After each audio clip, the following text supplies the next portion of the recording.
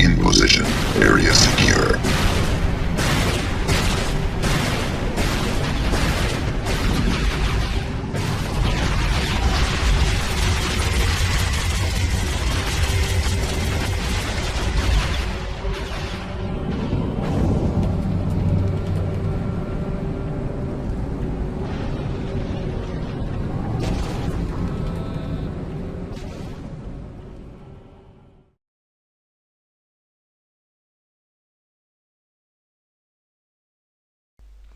Dans cette troisième partie, nous allons étudier la variable rotator qui est appelée rotation. Vous commencez par créer une nouvelle classe que j'appelle ici test rotator.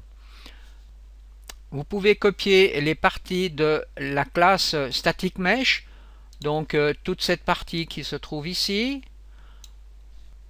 On colle donc toute cette partie à cet endroit dans cette nouvelle classe. On rajoute ici ces lignes de code qui nous permettent de créer une flèche.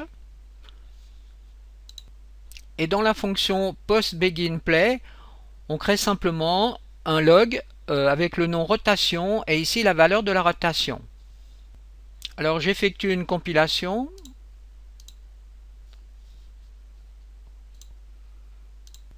Ensuite, dans l'éditeur, donc dans la catégorie non répertoriée, je trouve ici, vous voyez, cette nouvelle classe que je positionne dans la scène.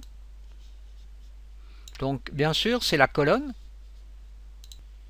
Ensuite, vous voyez donc à cet endroit la fameuse flèche qui a été créée, qui indique la direction. Vous lancez donc une compilation PC et vous allez voir donc dans le fichier log. Alors, vous retrouvez ici l'information script log, rotation 0 pour les trois angles, le pitch, le yaw et le roll. Maintenant, je fais cette expérience, je sélectionne la colonne, j'appuie sur la barre d'espace pour faire apparaître, donc, vous voyez, l'outil de rotation, et j'effectue ici, par exemple, une rotation de environ, disons, 90 degrés, voilà. Et je relance la compilation.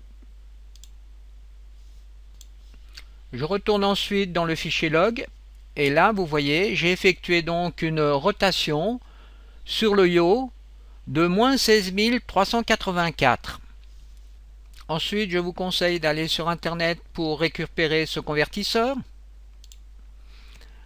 Et là en bas vous avez la possibilité donc de convertir cette valeur de moins 16 384 et vous cliquez là et vous voyez ça correspond à un angle de moins 90 degrés. Vous pouvez aller sur le site Wikipédia pour voir donc la définition de ces trois angles. Alors là vous voyez, vous avez donc le yaw, le roll et le pitch, et ici c'est un peu mieux expliqué avec des petites animations. Donc là vous voyez c'est le yaw, ici le pitch et là le roll. Dans le même principe que nous avons fait avec MiStatic Mesh, vous voyez en définition donc ici des positions, là on va le faire avec des angles.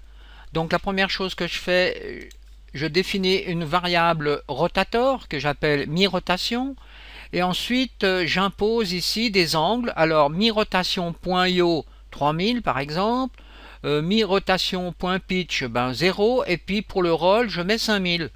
Ensuite, pour effectuer cette opération, je fais set rotation, mi-rotation, et je compile et je fais un test dans la map.